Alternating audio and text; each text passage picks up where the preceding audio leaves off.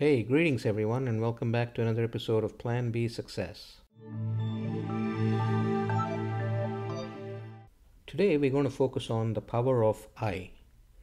I is a very powerful word, yet it's not encouraged and celebrated as much.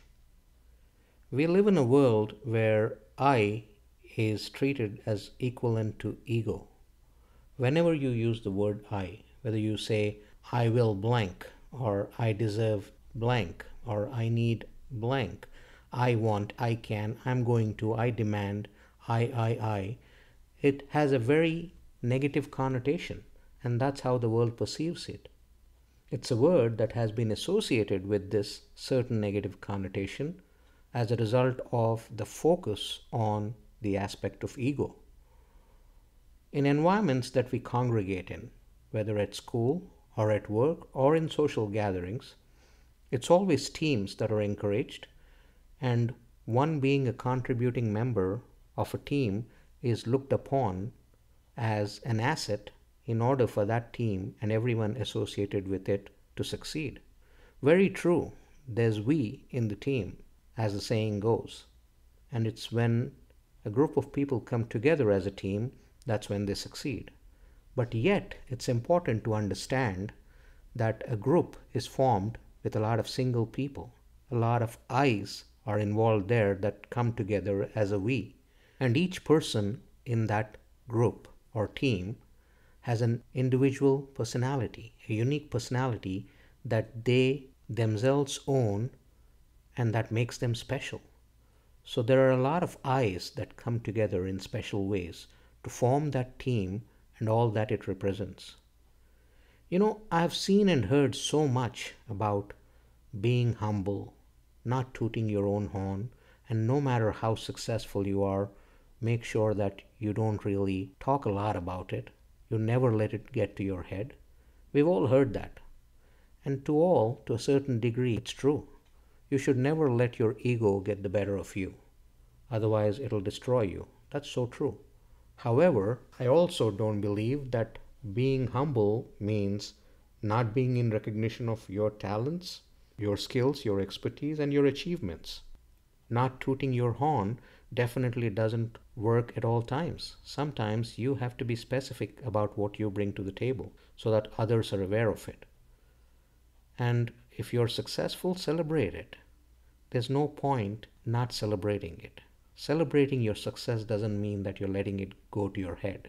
It just means that you're acknowledging the usage of your skills and expertise in order to make an achievement happen. Not all that I just talked about in terms of being humble or not tooting your horn or never letting your success go to your head, not all of that, but some of it is great advice. But when it comes to the use of I, the general treatment of what it represents has been very misunderstood for years now. I necessarily doesn't stand for ego, pride, and glaring self-centeredness in all cases. I has the power to elevate you to your super self.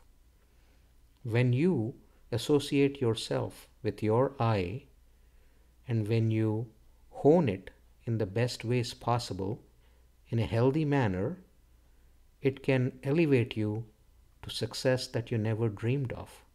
It can enable skills and talents and expertise that you have in a manner that it brings forth the best of what you're all about. And that can be reflected in the success you achieve. So to think that I is always associated with ego and it needs to be played down is a mistake. As I said, it can bring out the super being in you. It represents and promotes self-confidence who you are, what you do, and reflects your aspirations and helps reaffirm that assuredness, that self-assuredness, showing you are thinking and doing what you deem right. So get comfortable with the usage of I. Because when you're comfortable with the usage of I, then you are in your comfort zone. You are in your confidence zone. You're in your self-esteem zone where the best of you is going to be reflected on those around you. So here's a small exercise I would like to propose that you try out to test the immense power of I. Every morning before you begin your day, stand straight with your head held high, your shoulders broad, in front of a mirror, look yourself in the eye, and say the following out loud so you can hear your very own voice clearly. I will have a great day today. I will be successful today. I deserve this, whatever that is. I deserve blank. I will blank. For the last two sentences where I said blank, you can fill in with what you aspire for. Do this for a week. You might find it stupid, you might find it silly, but I still challenge you. Do this for a week and see the change in your attitude, your confidence, your interactions with others, and the results as a result of all that. You will be pleasantly surprised at the change that you will see in yourself.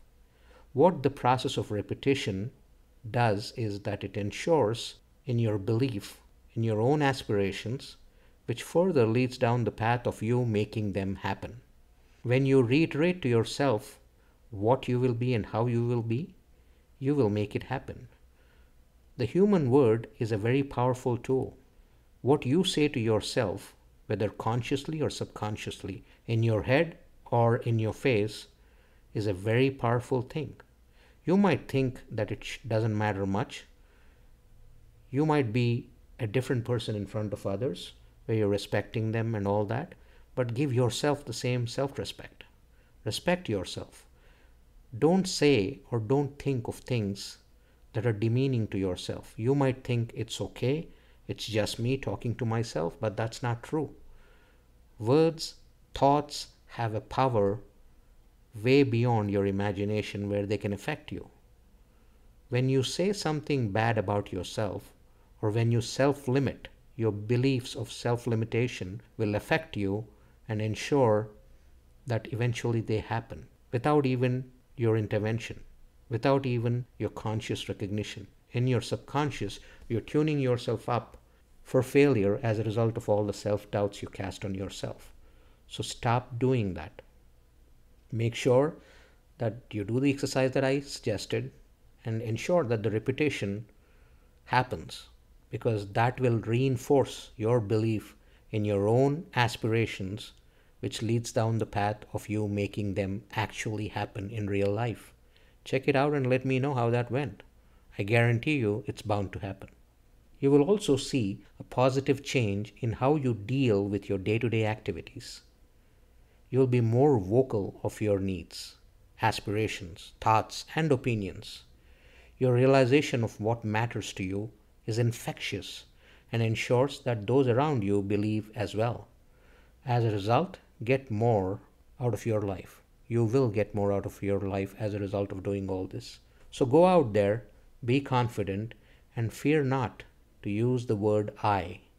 After all, you deserve every bit of success and fulfillment that you aspire for. Break the walls down. Melt the layers that you have surrounded yourself in and be your authentic self. Be your authentic self to yourself. See yourself for who you are and show the world yourself for who you actually are. Because when you do that, there's no more hiding behind anything, behind walls or behind layers. And you can be nothing else but your authentic self. And you are the most comfortable when you are your true self. And as a result of that comfort comes confidence, comes esteem, comes assuredness, and as a result of all that comes success, searching for you, looking for you, to embrace you, and to ensure that you become your most successful, best ever. Hey, I hope you liked that episode. By the way, I did want to tell you about my website, rajivmudumba.com, that's launched. And under that, under courses, there's a particular mastermind course I just started. It's called Plan B Success Reveal, which will help you see your authentic self. It'll teach you how to break down the walls, how to melt the layers around you, to reveal the true you to yourself and the world, to ensure that you attract the success that you deserve. Go ahead and check it out under courses on the website, and if that intrigues you, do sign up and I'll catch you on the other side when we get together for the course. Thank you very much.